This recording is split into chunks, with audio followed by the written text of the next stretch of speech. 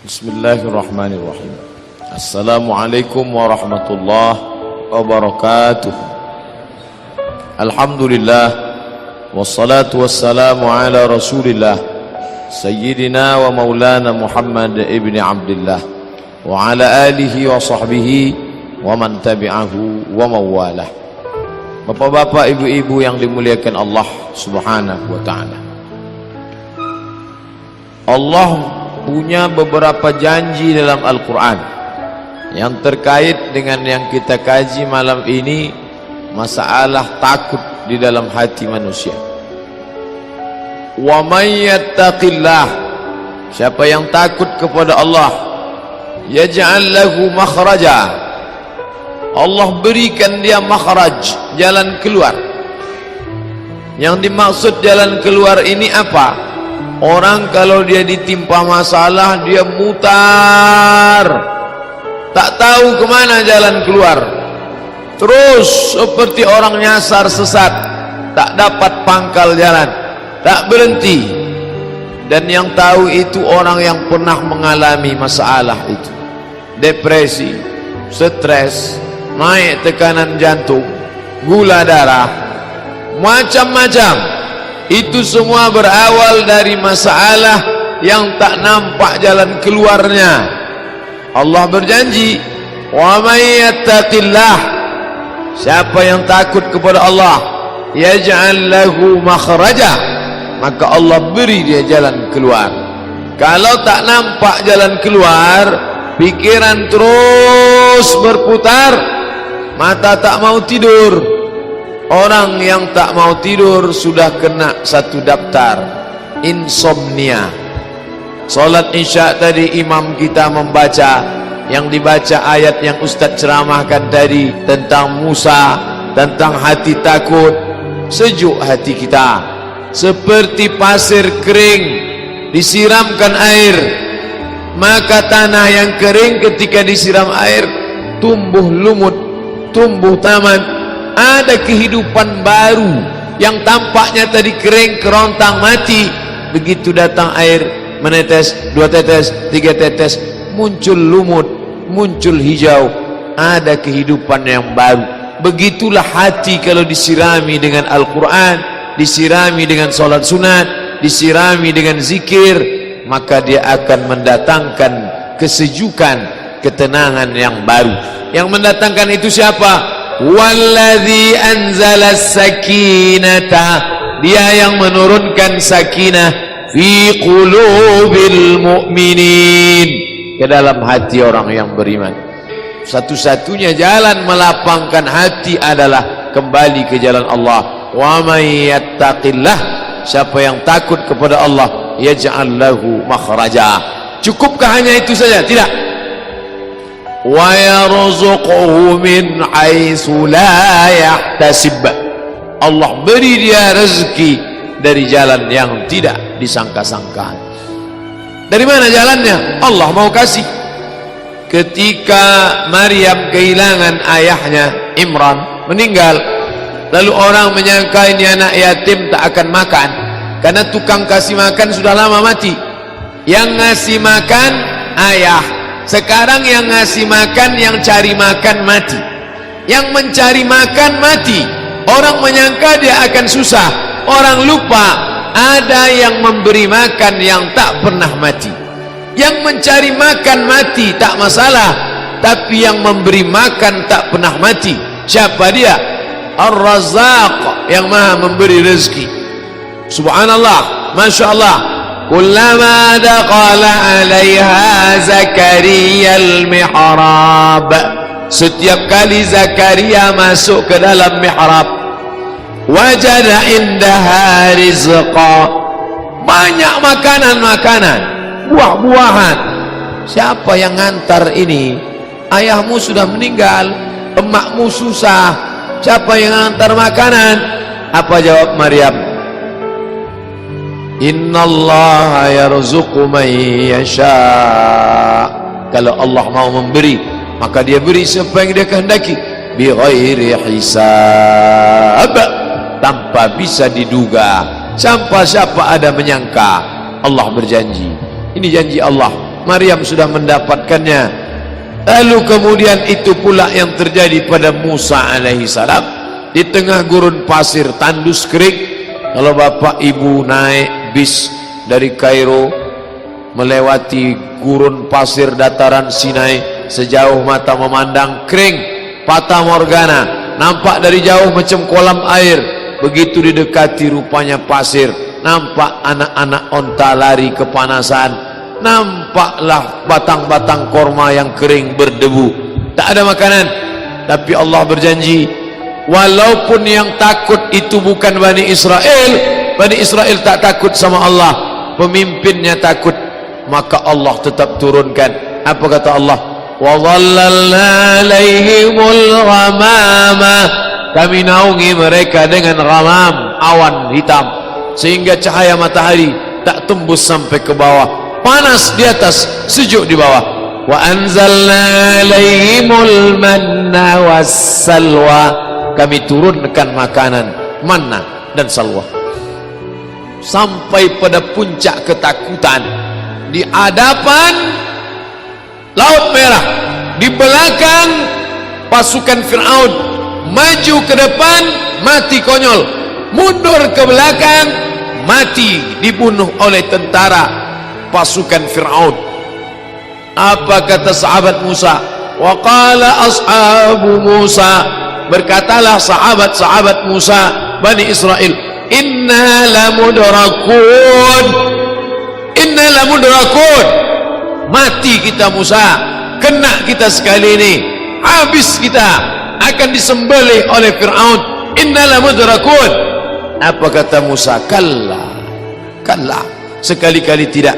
Inna ma'iya rabbi sayahdin, inna ma'iya, bersamaku, rabbi, ada Allah, bersamaku ada Allah, sayahdin.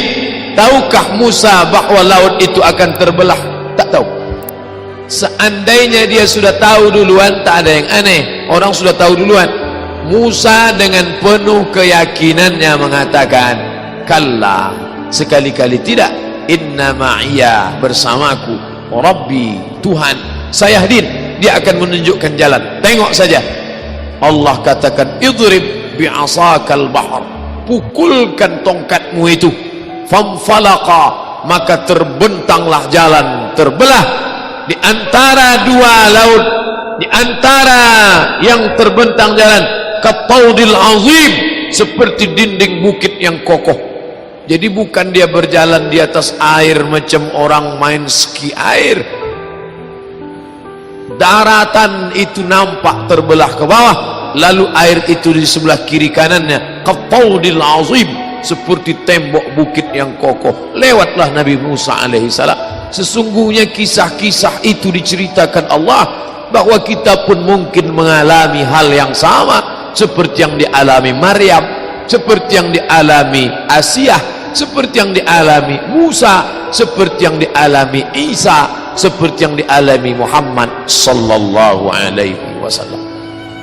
Makanya baca Quran, baca Quran, baca ayat-ayat ketika bercerita tentang. Makanya Quran itu tidak disusun surat Musa semua, surat Isa semua, surat tentang Muhammad sallallahu alaihi wasallam semua. Tidak.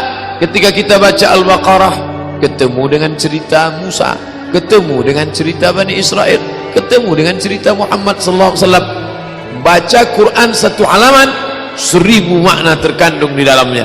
Kata Syekh Abdullah Darraz, dia seperti permata yang memiliki banyak aspek sisi cahaya. Baca dari aspek kesehatan, ketemu. Baca dari aspek akidah, jumpa. Baca dari aspek akhlak, dapat. Baca dari aspek tazkiyatun nafs, pensucian jiwa, nampak. Bercalah dia berulang-ulang bahwa sibuk mengkaji nun mati berjumpa dengan qaf, membahas tentang ifa gunnah bila gunnah qalqalah, bagus, tapi berhenti sibuk pada bunyi saja. Ada yang lebih utama daripada itu. Apa? Mudahan. Bagaimana Al-Quran menjadi hidayah. Ketika hati susah dibaca, datang ketenangan. Ketika dunia tampak sempit dibaca, datang kelapangan. Jangankan membacanya, jangankan membukanya, mendengarnya baik-baik.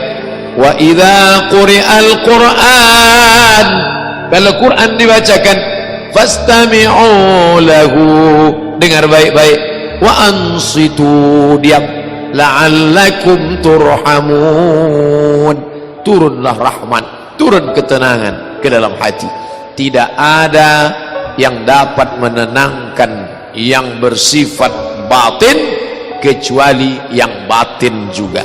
Ini tenggorokan zahir, yang menenangkan yang zahir ini zahir juga. Ini zahir disediakan untuk menenangkan yang zahir. Ini perut zahir, tidak ada yang bisa menenangkan yang zahir kecuali yang zahir juga. Apa itu? Makanan.